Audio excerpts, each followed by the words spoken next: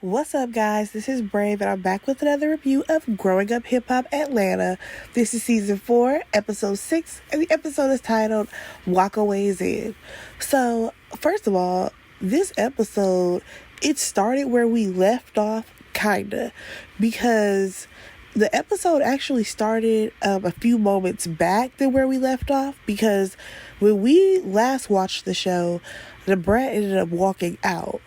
Where we started here, she's still in the room and she's still talking about how We Are the World had bona fide stars. And I'm like, yeah, okay, we already went over this.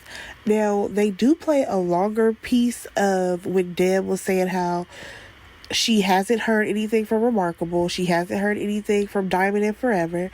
And, of course, Diamond got offended. I don't see how or why, but then we have a confessional of Diamond saying that, she don't need this little project and she's an originator. I don't know originator of what Diamond thinks that she's doing, but I'm just going to let her have that.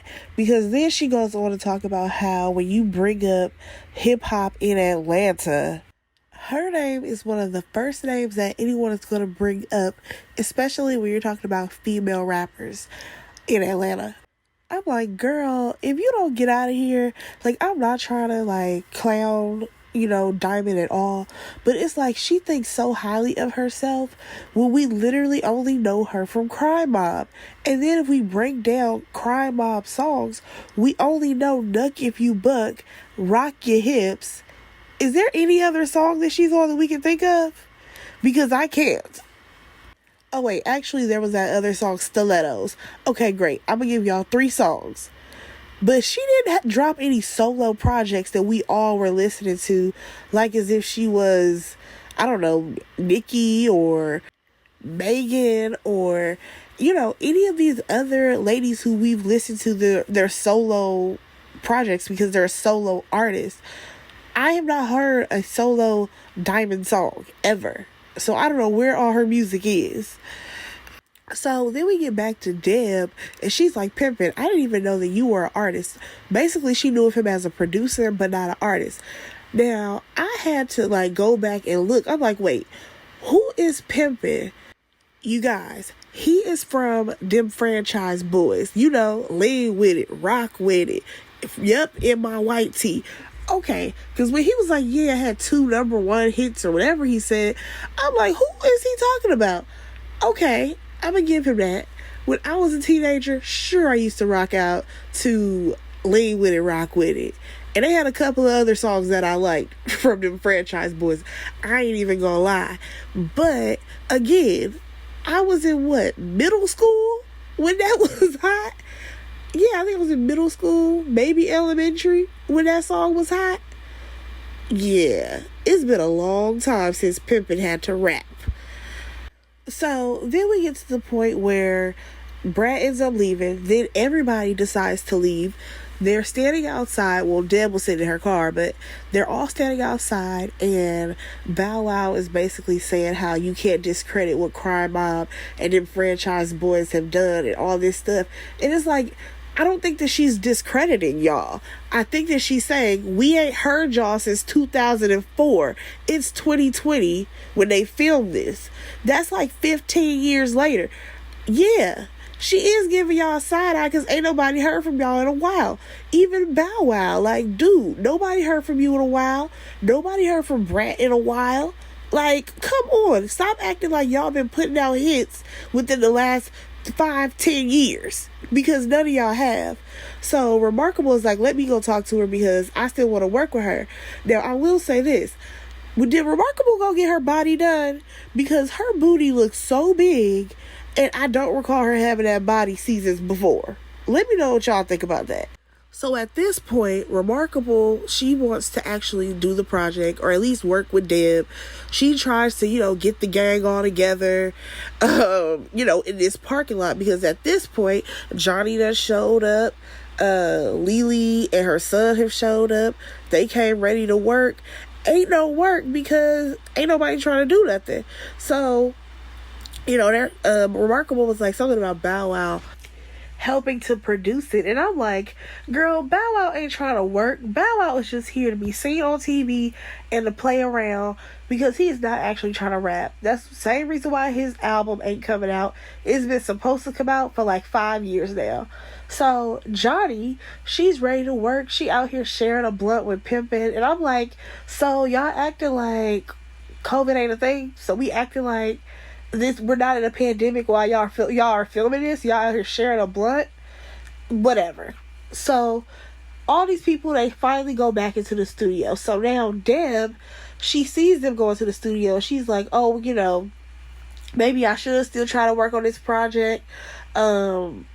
And she goes and talks to Diamond. So Diamond is in her confessional, still delusional as ever, talking about how she has established herself as this solo artist and that her music is played in all the clubs. And I'm like, I've never heard a Diamond song in the club outside of Crime Mob. Like, I don't know who Diamond thinks that she is, but she's not that girl. Like, she's not. Nobody is out here bumping Diamond records, because I can't name one song. Not one song. So after that, we have Buku. She is going to go see Ayana at her apartment. Is Buku her real name, or is her name something different? Because I don't know. Buku just does not stick for me. Not as like an artist name. I don't know. Let me know what y'all think about that. She goes by Ayana's place or whatever, and Buku is just basically telling Ayana about Deb's project and how she wants all these different people on it. And Ayana was like, well, I don't know about Bow Wow, because my aunt and Bow Wow don't get along. Actually, Ayana was not excited about hearing about the project and didn't seem like she really cared. You could tell that this was just a scene that the producers told these two girls to get together, because they're not friends. It's clear that they're not friends. So Buku, she ends up bringing up Remarkable being on the project. So this leads Ayana to go on and on about how Remarkable don't know her and all the stuff that happened with Brandon. And it's like, we shouldn't even be hearing Brandon's name at this point, because he's no longer on the show. Let it go. So now Ayana is going on and on about how she has all this anger in her and she doesn't want to be angry like she used to be. And it's like, girl, who cares? Honestly, who cares? So we do get to see a little bit of the conversation that Deb had with Diamond. I mean, we mostly saw confessionals during this scene, but Deb is basically saying that we don't know you as a solo artist. We know you Diamond of Crime Mob, not just plain old Diamond. So I guess now Diamond is kind of understanding where Deb is coming from. I mean, also it helps that Deb admitted that she came in and she had an attitude. And as we know, her reason as to why she had this attitude was because there was two people there that shouldn't have been there. And that was Bow Wow and Brat. Brat and Bow Wow, she wanted to bring them in at the very end, basically to be like, hey, this is what I've been working on with these kids. Please let me know if y'all want to, jump on a project or, help them out in some type of way. Like, I get what Deb was trying to do. It just didn't happen how she planned it out in her head. But at the end of the day, her and Diamond hugging out, and then we see Bow Wow talking about he about to leave, and it's like, you weren't invited in the first place, so it doesn't matter. It's not like you about to actually go in the studio and help these people write their lyrics or, give them some pointers or advice, because if anything, you need advice. You need to go see JD. So Deb ends up going back into the studio, and she comes in, she apologizes that, yes, I did have an attitude, but let's go ahead and get to work. And in her confessional, she's like, listen, I'm pretty much used to working with the underdogs. All the people that she had worked with before, she was working with them before they blew up, basically. And then once they blew up, they ended up leaving Deb's management. So I get what she's saying, that she wants to work with the underdogs because that's what she's used to. She's basically there to kind of, I don't want to say groom them up, but just like put them in place to know what it's like to be as an artist. And then once you get on that level, the possibilities are endless. So she's like, this meeting is just about concepts to see, where everybody's head is. Oh, who's the first one to stand up? Kai. Kai has a concept. Kai, he's like, well, I came up with this, and he starts rapping. It sounds really good. I'm like, okay, I'm here for Kai. He takes initiative. He has something to say. His flow is nice. I like Kai. And Lily, she's there. She's proud of her son. I feel like he's definitely going to put the pressure on some of the other rappers in this group because he has some nice bars. So Deb ends up leaving. Remarkable follows after her because she wants to have a conversation about how her and Ayana are not getting along. And she just really wants to work with Deb. But as we all know, Deb and Ayana are family. And she just doesn't want it to be any beef or anything. Deb respects that, and that she still wants to work with Remarkable. And hopefully Remarkable and Ayana can get their little beef together. And like Deb said, the last time she saw Remarkable, there was a lot of snap, crackle, and pop in her. But now Remarkable is a very different person. Which, I like her this season. So now we see Brett and Judy. And actually, before we talk about that, have y'all noticed that there has been music playing in between scenes, and most of the time it's Brat rapping? So at this point, I'm wondering, is she just like putting out little snippets of music through the show?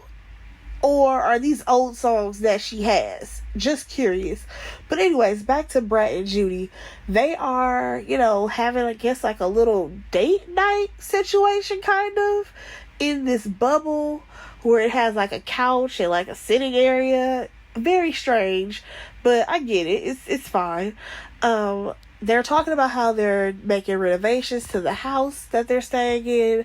And also Brat brings up the group idea that Deb has come up with. So basically, Brat is going on and on about how Deb had an attitude when she first got there.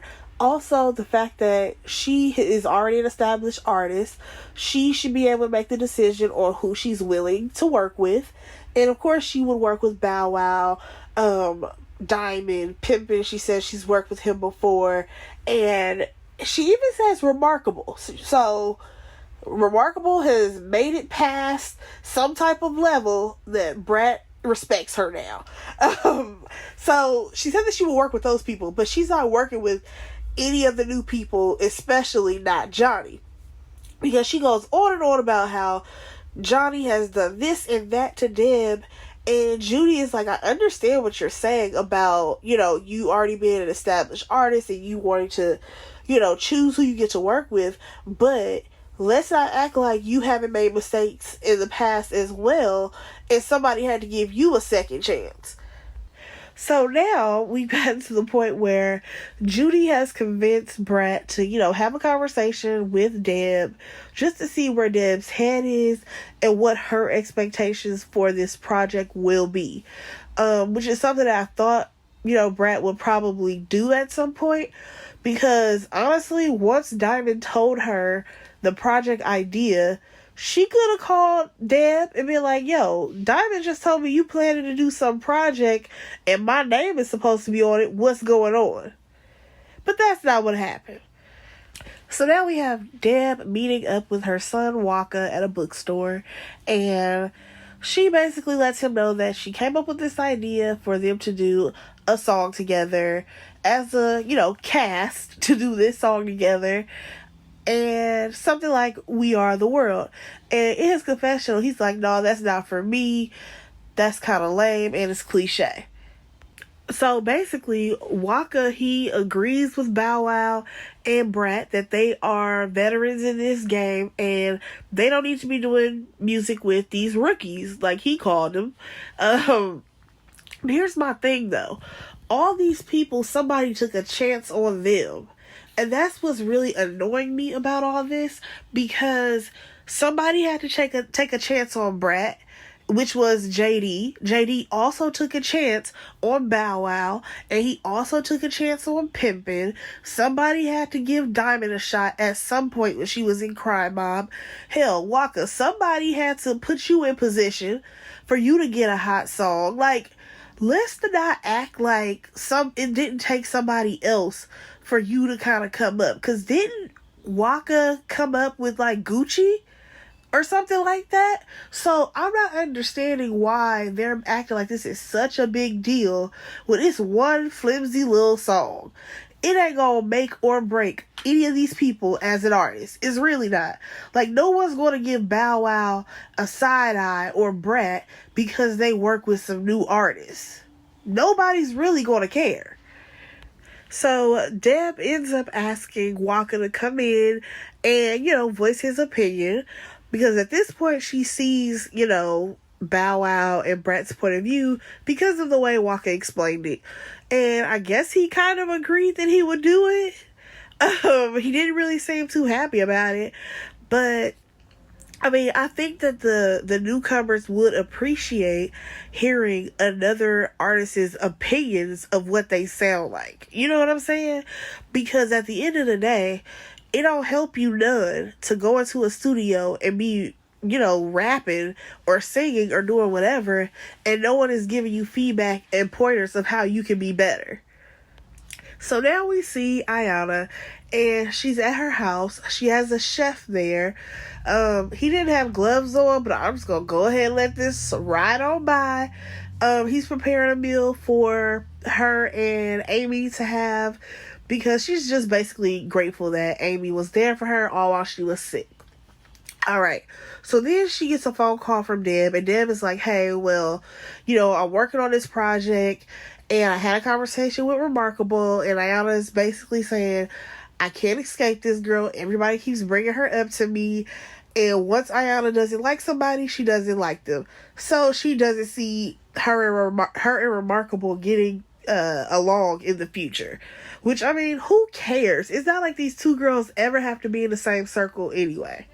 Like, my thing is, we're making this whole thing about Ayana and Remarkable when they were never friends. Can we talk about Ayana and Shania? Ain't her name Shania?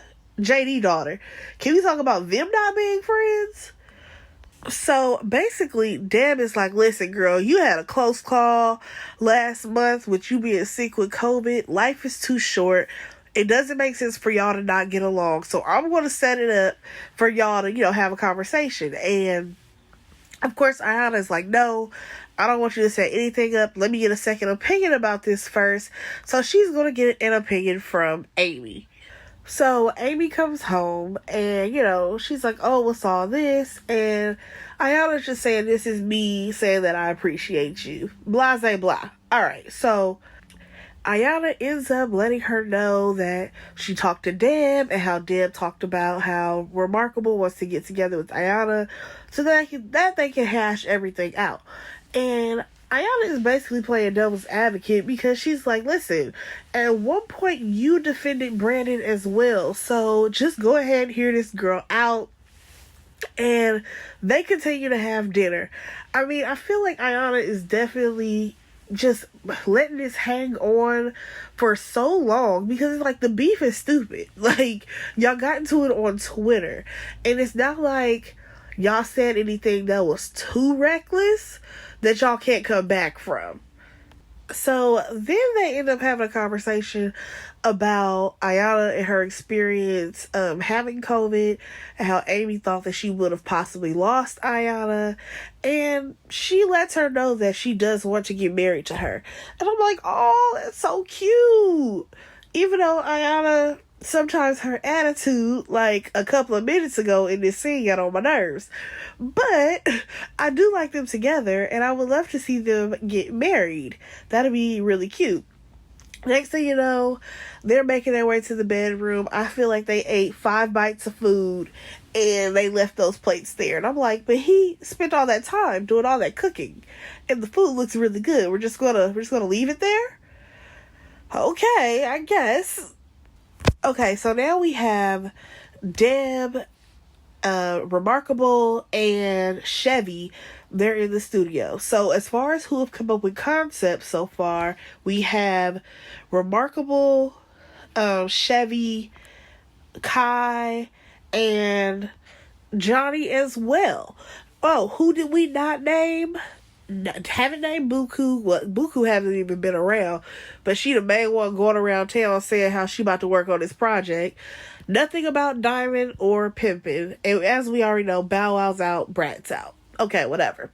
So Deb is like, I don't think that they understand that this record could possibly be very big for a lot of them, considering none of us have ever really heard from them or their music. So first of all, I didn't even realize that Chevy was a producer. I just knew he was Remarkable's boyfriend.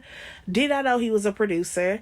And she basically wants Walker to come in so that way when he expresses his opinions of the track, she thinks that the artist will take it a little bit better than if it's just her voicing her opinion. So Johnny, she gets there and she's like getting winded on these stairs. And baby, I felt her pain because I just recently changed jobs and there are so many stairs that I have to go up. And I'm like, y'all ain't got no elevator? I'm getting winded out here. So I feel you, Johnny. And of course, Lily and Kai arrives. Alright, so Waka shows up and they play the track. And Johnny's singing on it. She doesn't sound bad. Kai, he has the first verse. He's rapping.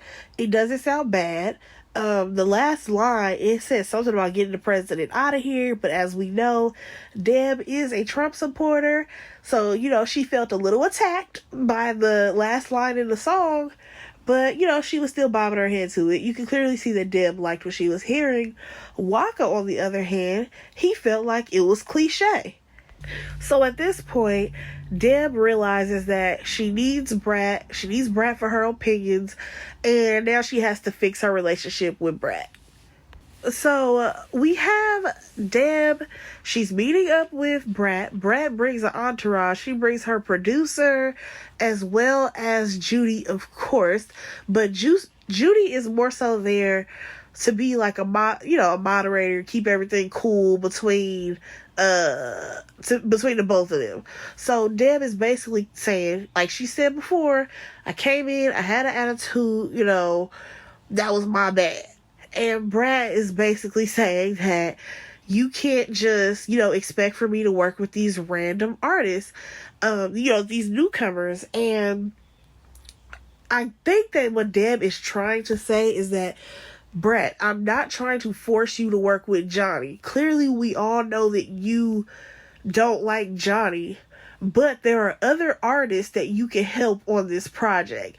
But I feel like Brat is so focused on her not working with Johnny that she's missing out on the bigger picture here, because I think that Brat and Kai can do something that's really dope, but she's never heard him rap and she's never given any of the newcomers any type of shot to hear what they have to say, which is why I completely understand why in the beginning Deb wanted to work with the newcomers, have them lay something down so that way Brat can hear them, hear what they sound like, and then pick and choose who she wanted to work with.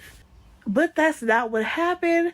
And the end of this meeting with Deb and Brat, it just got to be annoying. And clearly they both were not seeing eye to eye. They were talking over each other. And I'm like, Judy, this is when you're supposed to step in and be like, hey, all right, Brat, go ahead and say what you have to say. Oh, Deb, let her go ahead and get her point across. Or, Brat, hold on, let Deb finish what she has to say.